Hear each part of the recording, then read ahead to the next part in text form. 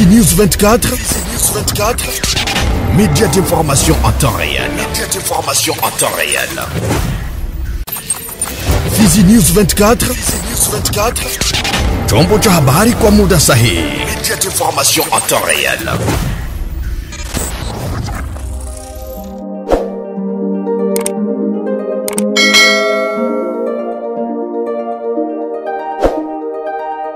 Matumaini yetu ni kwamba unakuwa mzima wa afya pale ulipo, mtazamaji wa ratiba za Kivu 24. Hamjambo na karibu kwa matangazo yetu ya Oktoba 29 mwaka wa 2025. Tunakutangazia toka mashariki mwa DRC, Sauti Kivu. Natasha Mingo Andrea ni msomaji wa siku. Tuweze kumbatia habari zetu na habari za kilimo. Ushirika wa kilimo cha kahawa cha Heshima unasisitiza dhamira yake ya kukuza uwezeshaji wa wanawake wa vijijini na kusaidia maendeleo ya kilimo katika mkoa huu.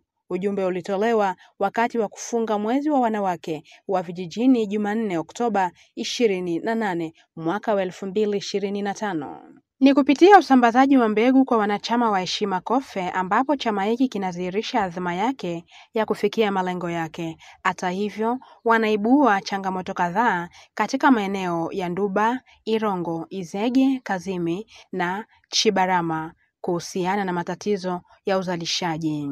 Lengo ni kutafuta suluhu za muda na kuwezesha ukuzaji wa kilimo cha kahawa katika pembe zote za Kivu Kusini. Wanachama wa chama cha kahawa cha Heshima wanaeleza matumaini yao kuwa pande zinazozozana zitapatana ili kumaliza mzozo wa usalama na hatari zake mbaya katika shughuli zao za kilimo, hivyo kukwamisha maendeleo ya jamii nyingi. Pamoja na vikwazo hivyo, wanatoa shukurani zao kwa mwenyekiti wao wa bodi Bi Solange Kwinja kwa msaada wake usioyumba kimaadili na kifedha. Ikumbukwe kuwa chama cha ushirika cha kilimo cha kahawa cha Heshima kimekuwa kikifanya kazi kwa miaka kadhaa katika kilimo cha kahawa na uzalishaji wa sabuni inayopatikana na kahawa kitoko sabuni. Haya yote ili kuchangia uhuru wa vijana na wanawake walio katika mazingira magumu katika jimbo la Kivu Kusini. Afya. Ulimwengu unasherekea siku ya kiasuri duniani ama AVC Jumatano hii Oktoba 29 mwaka 2025. Hii ni fursa kwa wataalamu wa afya kurudia mbinu za kuzuia hali hii mbaya ambayo inasababisha vifo na ulemavu mbalimbali duniani kote. Kulingana na shirika la afya ulimwenguni, inashauria kufuatilia mara kwa mara shinikizo la damu yako, kula chakula chenye afya na uwiano, epuka pombe na tumbaku, fanya mazoezi mara kwa mara na udhibiti viwango vya kisukari na kolesteroli. OMS inaongezea kusema kwamba ni muhimu pia kujua dalili za onyo za kiasuri ama AVC kwa lugha la Kifaransa, kama vile udhaifu ama kufa ganzi katika mkono au mguu, kupooza upande mmoja wa mwili, ugumu wa kuzungumza ama kuelewa, kupoteza uwezo wa kuona ghafla, kuumwa na kichwa ghafla na kuumiza sana, na matatizo ya kusawazisha au kutembea. Shirika la Afya Duniani OMS pia linasisitiza kwamba katika kukabiliana na dalili hizi, kila dakika ina maana. Lazima upigie simu huduma za dharura mara kwa mara kwa ajili ya matibabu ya haraka. Mwaka huu siku ya kiasuri duniani ama AVC imesherekewa chini ya mada kila dakika ina maana. Kwa hivyo, huu ni wito wa kuwa waangalifu na kuzuia katika siku hii ya kiasuri duniani ama AVC kwa Kifaransa. Habari za kijamii.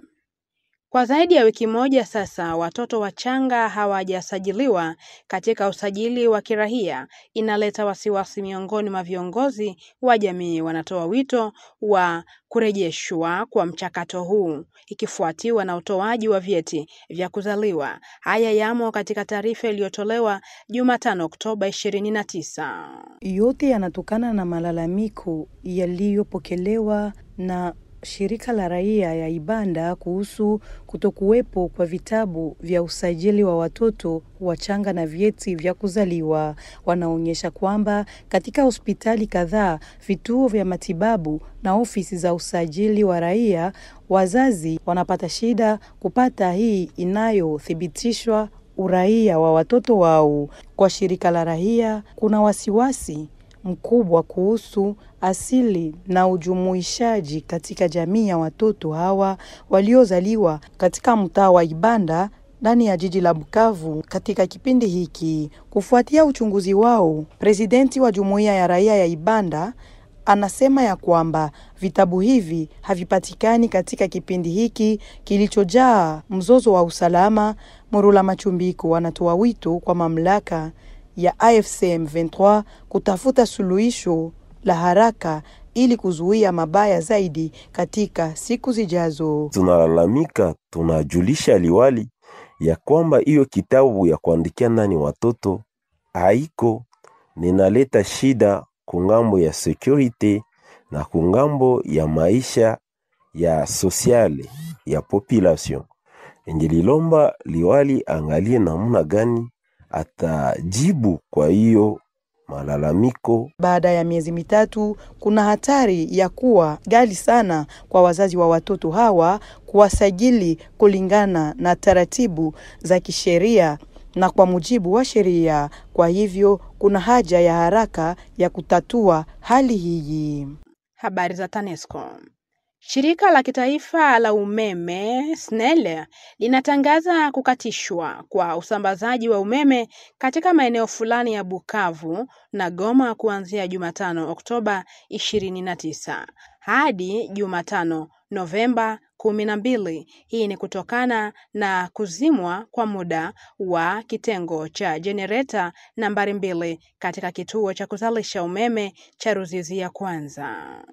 Kwa muda wa siku 15, kazi za kusafisha grid zitafanyika kwenye bwawa hilo kwa ajili ya kuboresha uwezo wa kawaida wa mashine hiyo. Kazi hizi zinaelezewa kuwa za lazima kwa ajili ya kuboresha utendaji wa kituo hicho licha ya upungufu kwa utoaji wa kawaida karibuni megawati 6 kwenye mtandao wa usambazaji. SNEL inaeleza kuwa upungufu huu wa usambazaji utahadhiri upatikanaji wa umeme katika maeneo kadhaa Bukavu, Goma na vitongoji vyake. Zoezi hili la matengenezo linaendelea na juhudi za SNEL katika kuboresha utoaji wa huduma yake ya kawaida ya nishati ya umeme kwa ukanda huu. Ikumbuke kuwa kituo cha umeme cha Ruzizi ya kwanza ni miongoni mwa vyanzo kuu vya umeme kwenye eneo ya mashariki mwa Kongo ya Kidemokrasia, zaidi katika mikoa ya Kivu Kusini na Kivu Kaskazini hata nchini Rwanda. Habari za kijamii.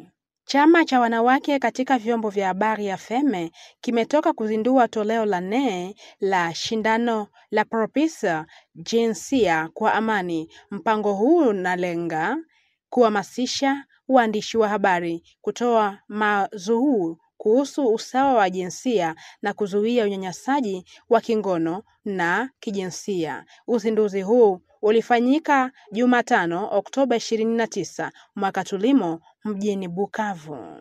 Shindano hili liko wazi kwa waandishi wa habari wenye umri wa miaka 18 hadi 15 wanaofanya kazi kwa vyombo vya habari vinavyotambulika kisheria, wakiwa na kadi ya vyombo vya habari kutoka kwa shirika la habari linalotambulika na wenye uzoefu wa kitaaluma wa miaka 2 hadi 10. Mwaka huu AFEM inafungua shindano hilo kwa waandishi wa habari kutoka magazeti, mtandaoni, radio na vyombo vya habari vya television huko Kivu Kaskazini na Kivu Kusini. Wagombeaji hawa watatathminiwa juu ya uwezo wao na kuchakata taarifa juu ya mada muhimu kulingana na mratibu wa chama cha AFEM cha wanawake katika vyombo vya habari. Kwa Julien Basiki, mpango huu unalenga kuhamasisha waandishi wa habari kushiriki katika ripoti juu ya usawa wa kijinsia, afya ya ngono na uzazi na haki na kuzuia unyanyasaji wa kijinsia. Lengo ni kuwezesha mabadiliko chanya ya kitabia katika jamii ya mashariki mwa DRC kupitia vyombo vya habari. Aliongeza kuwa mashindano haya yanatolewa kwa waandishi wa habari yatawaruhusu kuboresha ubora wa kuripoti na kusambaza taarifa zao kuhusu taratibu za kuzuia unyanyasaji wa kijinsia pamoja na kukuza usawa wa kijinsia kwenda zaidi ya kuongeza uelewa tu.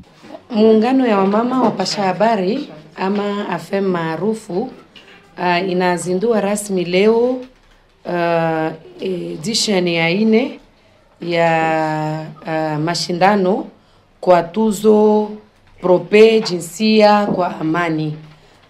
Na hiyo mapigano ama mashindano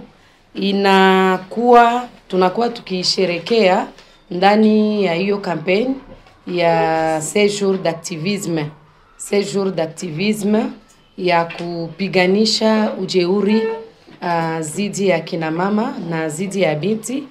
Na hiyo mashindano kuhusu hiyo tuzo Prope jinsia kwa amani inakuwa ndani ya mradi wa FEM, mradi ama mpango wake Prope. Hiyo mradi Prope ni mradi kuhusu kujenga amani.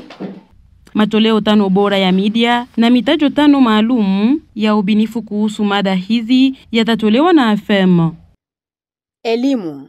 Zaidi ya wanafunzi 100 kutoka Le Progrès walielimishwa hivi majuzi kuhusu majukumu, misheni na shughuli za chama cha karibu Jeunesse Nouvelle KJN katika kazi yake na jamii. Haya alifanyika katika ziara iliyoandaliwa na shule hiyo katika vituo vya shirika hilo katika manispa ya Bagira mjini Bukavu. Wakati wa ziara hiyo, wanafunzi hao kutoka sekta ya kijamii ya Complexe Scolaire Le Progrès walipata taarifa kuhusu dhamira ya chama hicho ambacho tangu mwaka 2014 kimekuwa kikifanya kazi ya kuhamasisha vijana kuhusu utawala bora na kuwapatia mafunzo ya ufundi ili waweze kujitegemea, pamoja na kukuza wasanii wa muziki, wachekeshaji na wanamichezo. Yote haya ni kwa ajili ya kueneza ujumbe wa amani, mshikamano wa kijamii na uraia wenye kuwajibika. Fursa hiyo ilitumika na Billy Mbanyakura, mratibu wa karibu Jeunesse Nouvelle KJN, kupongeza Complexe Scolaire Le Progrès kwa mpango huo na kuwataka wanafunzi kuwa waaminifu ili kufanikisha maisha yao baada ya masomo ya sekondari. Hisia za kuridhika kutoka kwa Bwana Muhula Bahaya Leon, mkuu wa Complexe Scolaire Le Progrès, ambaye alishukuru KJN na kuwataka wanafunzi wake kuiga mfano wa chama hicho ili kuchangia katika maendeleo ya jamii. Kwa mwisho, mkutano huo ulihudhuriwa na walimu wa Complexe Scolaire Le Progrès pamoja na wanachama wa KJN, wakiwemo mwanzilishi wake Bi Jolie Kamonto. Tuweze kutamatisha na habari za soka. Timu ya taifa ya wanawake ya Jamhuri ya Kidemokrasia ya Kongo Leopard haitoshiriki katika awamu ya mwisho ya michuano ya Kombe la Mataifa ya Afrika kwa wanawake inayopangwa kufanyika nchini Morocco. Kwa mujibu wa Radio Okapi, timu ya Kongo iliondolewa baada ya kushindwa goli 1-0 dhidi ya Afrika ya Kusini Jumanne Oktoba 28 kwenye uwanja wa Dobosoville mjini Johannesburg katika mkondo wa pili wa raundi ya pili ya mechi za kufuzu.